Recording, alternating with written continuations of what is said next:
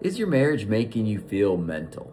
No, I don't mean is your spouse driving you crazy, which can happen sometimes. I want you to think about how is your mental load, your mental health impacting or affecting your marriage. We often don't think about that, but it does have a big role in our marriage and how we're doing. And there's a few things that can impact your mental load and impact your mental health. One of the biggest ones is household duties, right? When we're done working, we're often not done working. There's other work to be due, whether it's kids, families, household things, all that stuff.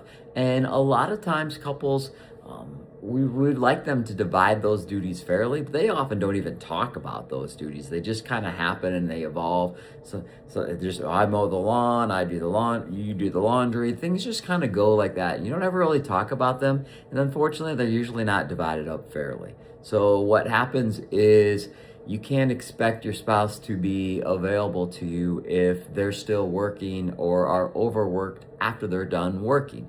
And whether that's the man or the wife, both of those things can just be challenging. So that mental load, if you are never getting a break, never getting a chance to rest, impacting other people and your mental health and your relationship gets a little tough.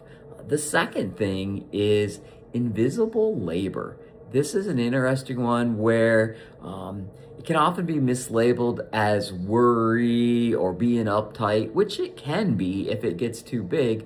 But it's this load, it's the time and energy that's spent thinking about how people are feeling, what your kids need, what your spouse needs, what's coming up, what events, kind of planning, thinking, who's having a good day, checking in, all that stuff where you're thinking and worrying and being observant of what's going on. That takes a load. That takes some work. And so that's even on top of just doing the chores. Is there some energy and mental effort that's going out when we're thinking about the people in our lives and the families and what they need and what's going on and what's upcoming. And that can impact your mental health.